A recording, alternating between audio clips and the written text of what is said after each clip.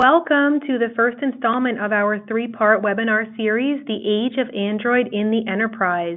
If you have any questions throughout this session, please type them in the questions window that you see on the GoToMeeting console. If we have time at the end, we will answer your questions live. If not, we will respond individually via email.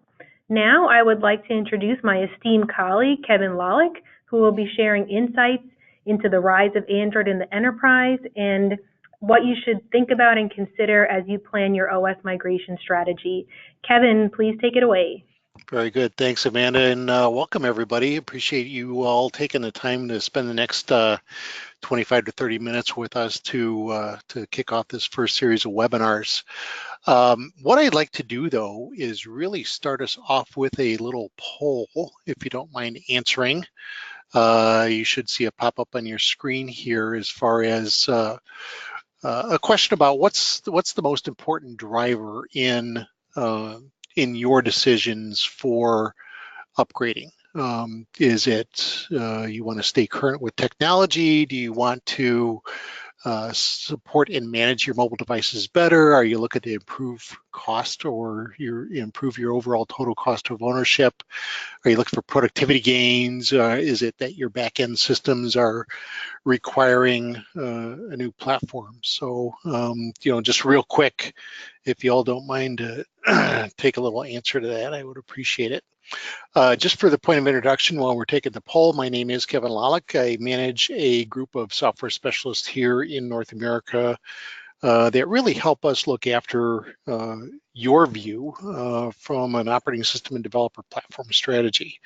I've been with Symbol been with Zebra via Symbol since 1989. Several years in the industry and really find this part of our business very fascinating. So looks like we've got some good answers in. I'll give it another 5 seconds and close out the poll here. And let's take a peek at the results. We had a really good mix of people that are looking to upgrade because of several different reasons. Looks like productivity gains really led the list, so we'll be able to touch on that here. But also there is an element that some of the back-end systems are being upgraded to the point where it's going to require a refresh in technology. And another big faction seems to be the support and management of our mobile device platform. So we'll be able to touch on that. I definitely appreciate everybody taking a little bit of time to do that. We'll have another poll coming up here in a little bit later on. But that being said, let's kind of jump into things here. And what we want to do is kind of start and frame this series of webinars around Android, starting off with first, what and why things are changing in the world of rugged mobile. We've built a good business around this platform, and now we have to do something different. We'll talk about the rugged mobile space specifically and why it's different, why it's not the same as days gone by with Windows Mobile, Windows CE. We'll talk about the importance of security and why these legacy platforms are really not secure anymore, and what Zebra is doing to address concerns around operating system security and maintenance. And more so, excuse me, I would hope that you all participating in this webinar can carry this message back to some of your decision makers within your businesses to be able to carry on a good conversation. And what I'm going to do here is give you the ability to support a lot of your discussions with some data and fact. I always love fact-based conversations, so let's go ahead and get into it. But first, I kind of want to give everybody a reference as far as what happened and what now. I think one of the big things is that Microsoft, I want to say back in 2011-ish timeframe, announced a retirement of their existing Windows embedded handheld Windows Mobile 6.5 operating systems, Windows CE and so on. Mainstream support for those platforms has already ended, and extended support will be retired come this 2020 and 21 timeframe, which it basically means that there's going to be, no preemptive support for security patches and so on. It's really forcing the industry to make a change when it comes to how I deploy my applications and how do I interact with users with those applications once I put them in their hands. We have to start thinking about, we have to start executing actually a way to deliver and rebuild those applications to these new platforms, regardless of which new operating system you choose. So that's kind of point number one. Think about this 2020-ish timeframe as we go through the next couple of slides here. The next thing that's happening, and we'll have another webinar that'll discuss this in a little bit more detail, is that there is big change in e-commerce, which is driving change in the overall logistics industry. Studies, as referenced on the bottom of the slide here, Randstad, Sourcelight, and PwC, amongst others, have looked at all these different markets globally and know that the on-demand economy is driving just-in-time delivery throughout the supply chain. And the way a lot of this is going to be solved is with additional labor. We see that the demand for labor is going to increase not only domestically, but also globally by an increased need of workers in the workforce in order to be able to fulfill the type of requirements that are out there. And that's great, great economically. However, we need to be able to deliver things more efficiently, which it kind of drives into the platforms that we have to deliver our applications on and so on to make them more efficient, more usable in the hands of our users overall. The other influence that we've got here is the fact that an end user's expectation of how technology is supposed to behave is driven primarily by their outside of work experience. If we looked at this graph maybe back in 2011, 2010, the majority of the way that people were used to working with mobile devices, handheld PDA or EDA style devices, was really built around a Windows Mobile and Windows CE architecture. Excuse me. But with the with the growth and adoption of Android and iOS as driving that set of expectations, it's really driven the way that users expect technology to behave. And you can see that more than 99% of that way people expect technology to behave is driven around that touch-centric, icon-driven, very screen interactive way of doing things. This has really caused the industry overall to converge in providing a platform in which meets that set of expectations that are being driven by our users overall. There was a hope within the industry, hope within our customer base that Microsoft was going to come out with the next new mobile architecture. And Microsoft has done a stellar job as far as being able to provide rock solid operating system platforms, primarily targeted for the desktop or the tablet. And we at Zebra have platforms like the ET50 tablets, as well as our vehicle mount computers that deliver a Windows 10 desktop type of experience. But Windows 10 Mobile is really dead. Microsoft basically stated back in October of last year that they are no longer going to pursue a mobile architecture, or I should say a mobile operating system standpoint. But if you think about what Microsoft did, it's been actually brilliant, because what they're doing is they are providing a Microsoft-centric experience regardless of the underlying platform that you have. Think of the way you use Microsoft Office on your iPad, or Microsoft Word on your Android phone, or getting your emails through Outlook and so on. They are delivering applications suitable through business through Microsoft Business Dynamics, and again, that runs on any platform. So their focus is really driving Microsoft in a way beyond the operating system itself. it represents a bit of a challenge in the fact that we have to re-architect the way that we execute our applications, but knowing that we've got a platform in which to do it helps to ease that migration overall in a Microsoft-centric world. This shift, the way that people experience mobile technology, has caused a lot of unrest with the way that they experience their legacy applications.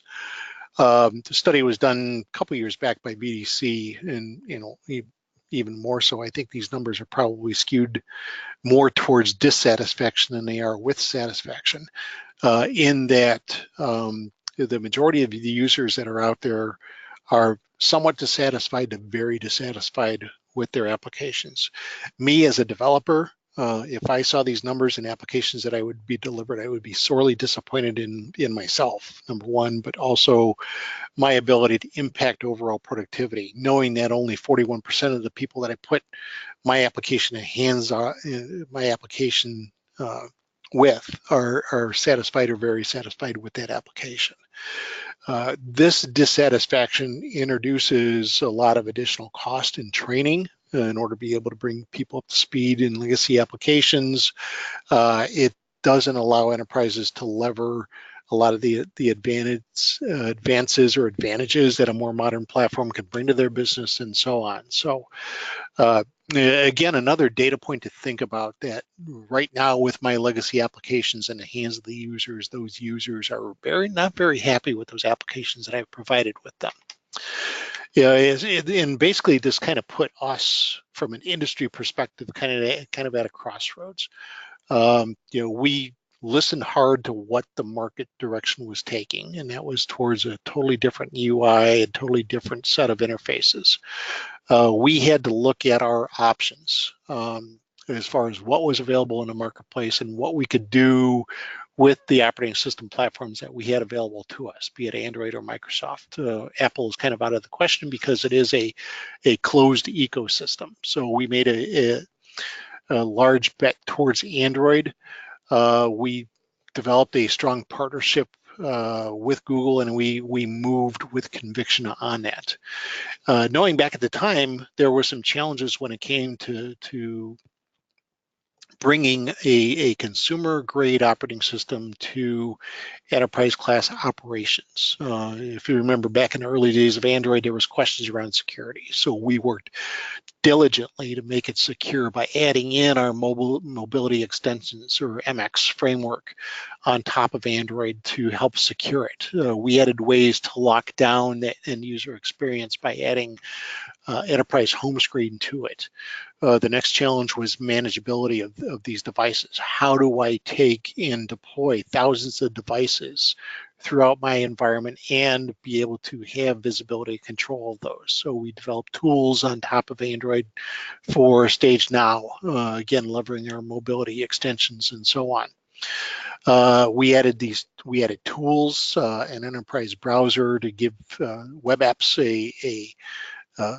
an unmatched experience when it came to running that on top of an Android platform, a developer toolkit. We helped to ease the transition by adopting common frameworks and providing ways for these frameworks like Xamarin, for example, to lever the value of our hardware platforms, access to the scanner, access to the radio, access to the RFID reader, and so on. At that same time, that we started providing these tools, Microsoft purchased Xamarin. So Xamarin basically is now a fully integrated framework within Visual Studio.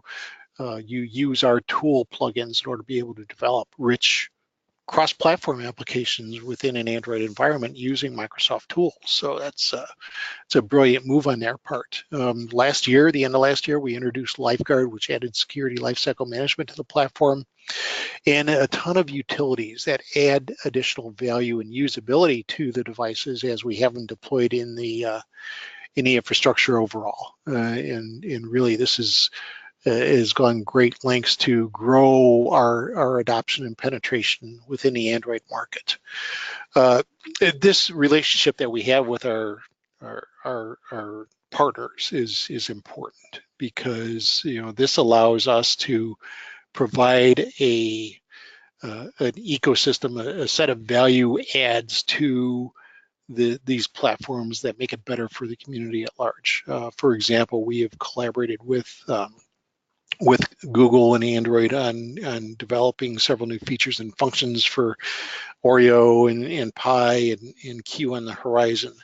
You will see new things come out like features for OEM config, and it's based on a lot of initiatives that we work towards going forward. So it's important that we have this relationship because it does provide us a way to positively influence the direction to make Android a more suitable platform for the enterprise itself. Over time, from 2011 onwards, we've come out with 23 different platforms, and we've been doing this for a long time. I think the important thing here is that this is not just a decision that we made late last year.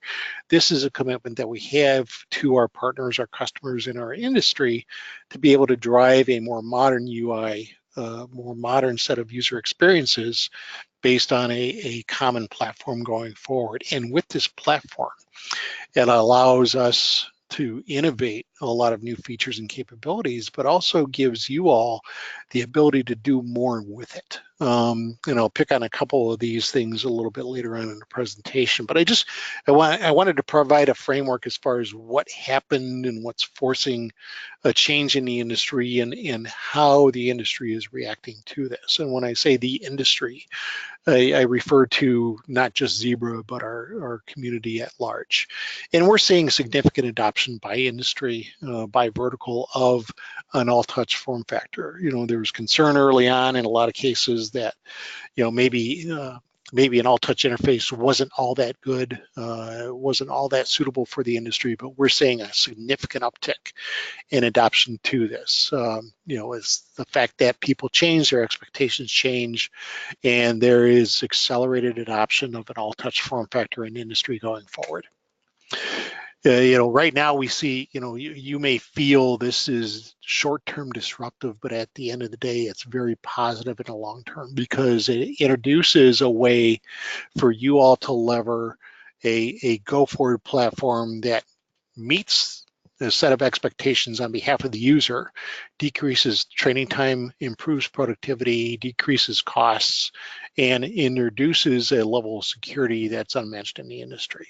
So I'm going to pause here for a little bit and turn it over to Amanda because there are some things that we're attaching with this as well. So Amanda, over to you.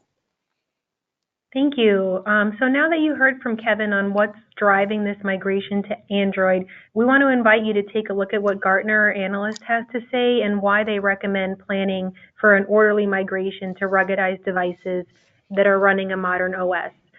So you have access to this report for free for attending this webinar. You will find it under the handouts window on the left sidebar or right sidebar on your PC of the meeting console. So just wanted to make you aware of this asset that you have that you can review after the webinar. So with that, I'm going to turn it back to your regularly scheduled program and pass it back over to Kevin. All right, thanks, Amanda. So what I'd like to do is also kind of kick off another poll here. If you don't mind, I just have to find my little control. But the poll here is really asking about investments that you make in technology. We know people spend money on hardware and they expect to use it for a certain period of time. What is the life expectancy of your investment in hardware? Is it less than 3 years, meaning that you churn your hardware spend every couple of years in order to be able to maintain current concurrence with technology? Do you look to refresh every 3 to 5 years in order to be able to maximize your return on investment as well as maintain a tax benefit for that?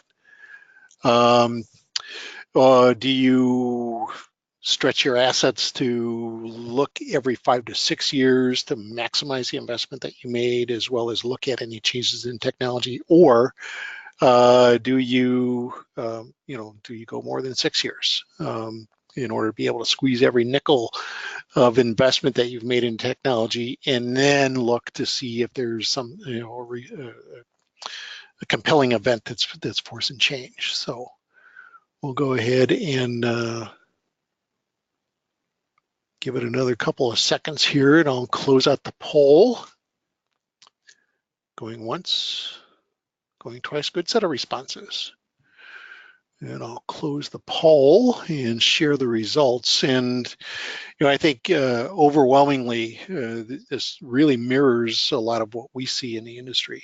We do survey studies throughout time, and I believe the last study that we did indicated like 55% of the people that have mobile computing in their environment expect to use it for well more than 5 years. Our results here are exactly 60%. So I think that's it's pretty telling of how we deliver on these platforms, and which is a great lead into this next topic here. What we in the industry have to do is we have to deliver in meeting a there we go. Meeting a set of expectations in delivering new hardware, yet we cannot compromise everything that we've built on these platforms overall for the last 15 years we've been, or 15 plus years we've been delivering these devices. For example, a consumer platform does not take into account the operating temperature range of a mobile device when used in a cab for somebody who's cab of a truck for somebody who's doing a route delivery. And I'm sure you all have experienced it one time or another. You leave your phone in a hot car, you go to pick it up to use it, and it doesn't work. A worker who's doing a route delivery in Houston can't tolerate having to hold his phone in front of an air conditioner vent in order to be able to cool it down to get it operational. Those are things that we think about. Battery life, lasting more than one shift, being able to last across multiple shifts, being able to be used in a multi-user environment. These are things that we consider when thinking about the platform overall. And in order to be able to meet those new expectations of the way end users feel things should work, they see, they see the potential to use consumer devices, and we've seen customers that have used these consumer devices that just they don't work. They try them for a while, and then they make a move to going back to a true enterprise class rugged device. The good news is that we understand those different form factors. We understand the different use cases, for example, in warehouse and manufacturing. We know that there is not a one-size-fits-all gadget. That being said, we have different devices based on an Android platform that are suitable for a handheld, for a device for a worker who has to walk the floor and pull things out of bins and pick them to a tote. Could be a perfect handheld form factor, or it could even be a perfect wearable form factor device, which is a different device than somebody who would use it's driving a forklift around. They need a vehicle mounted computer that's paired with a barcode scanner that'll read boxes and shelf tags from 40 feet away. The message here is that there is a common ecosystem of supportability, manageability, and implementation for devices in a warehouse environment. And that's really what we're targeting for in bringing these new platforms to market. On these platforms, it's good to have the device and it's good to have an ecosystem around it. But when you think about the devices themselves and being able to accessorize them to solve for the different use cases that are in the environment, for example, an EDA style form factor, if you look at these two devices on the lower left here, being able to accessorize it with a scan handle to turn it into a scan intensive device when the need arises to be able to do that, and more so add on value within our Zebra DNA, our mobility DNA in this case, to add certain features and functionality like being able to scan multiple barcodes with a single press of a trigger through Simulscan and have it mapped to the application, or even be able to now take these devices by adding solutions such as Workforce Connect here, Workforce Connect, to be able to turn that device into what's in a sense a walkie-talkie. Again, adding additional feature and functionality and productivity to these platforms overall. This slide here talks about some of the value, and I'm not going to go through it in a whole lot of detail, but it will be referenceable for you to view after the fact. But things like I talked about SimulScan. It benefits the end user by being able to give them the ability to capture multiple barcodes with a single press of a trigger. It improves overall productivity, it improves overall accuracy, it reduces the amount of effort that's needed in order to be able to capture barcodes and so on. Or even adding on, as I mentioned, the capability to do communications with Workforce Connect. The end user now has a tool to immediately access important people or to be able to notify supervisors that other additional actions need to be taken.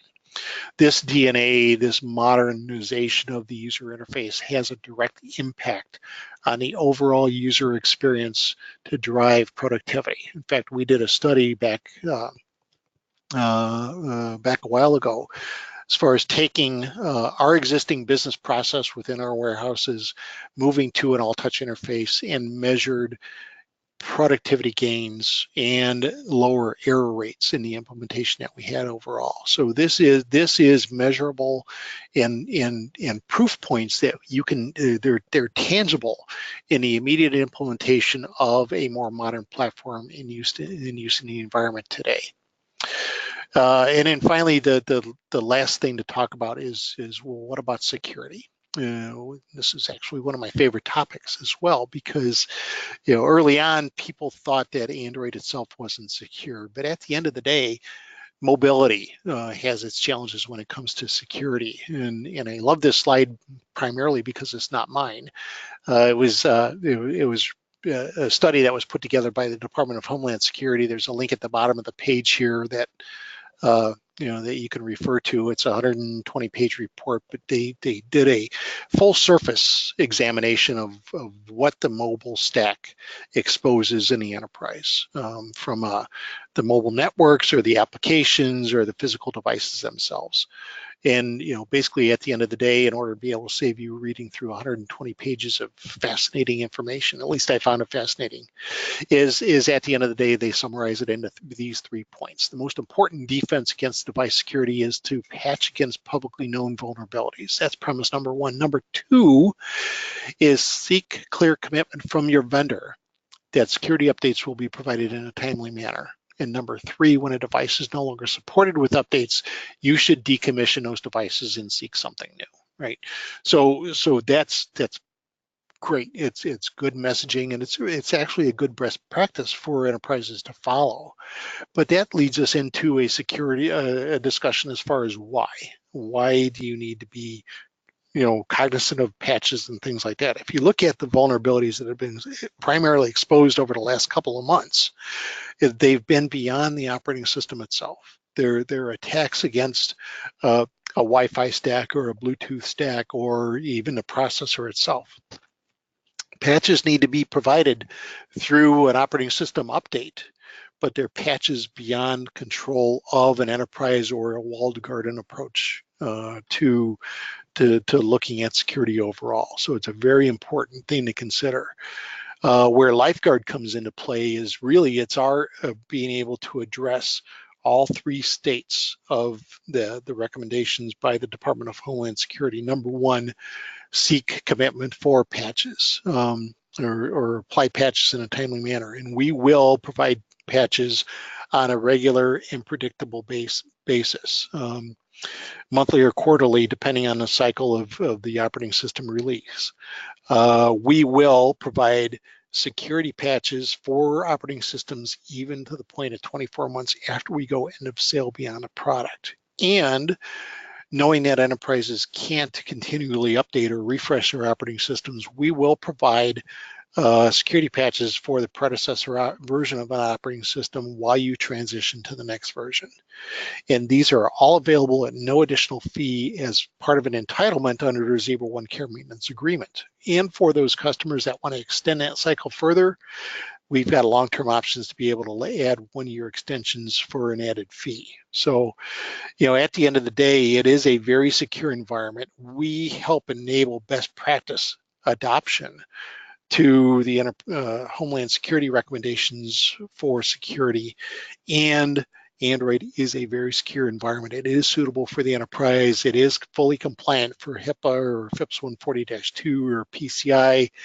It is an enhanced version of an operating system that really complies in a suitable manner to be deployed in the enterprise. At the end of the day, this gives us a platform to meet those extended support requirements to fulfill the needs of what our customers are looking for. We know that you can't migrate to every available desert release of an operating system going forward, and we know that vulnerabilities are not going to go away. And as much as we'd like to, they're not. We have to have a strategy in place in order to be able to protect our environments going forward. And our customers recognize this. We have these numbers are a little bit dated, but over 20,000 downloads from over almost 6,000 unique entities, and that's just in March. So there is inherent value to this. It's an opportunity for us right now to get past Windows Mobile and CE. It's an opportunity for us to be able to improve the user experience, to enhance productivity, to innovate on new technology going forward. There is a direction within the industry, and it's not just Zebra. It's Zebra and our 33 closest friends in the industry that are all taking a direction towards Android.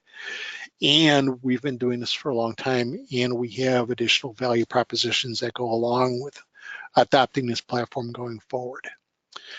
So with that, I'm going to turn it back over to Amanda to help close us out here, but appreciate everybody's time so far. And Amanda, over to you. Great, thank you, Kevin. So before we end, I just wanted to remind you that this was part one of a 3-part webinar series. So next month, our Director of Warehouse Solutions, Mark Wheeler, is going to be discussing trends in the warehouse and why a modernization strategy to Android devices will lead to an increase in productivity and operational effectiveness. So be sure to register. You can do so by, again, clicking the handouts window. There's a flyer PDF, and that will allow you to register directly for that webinar.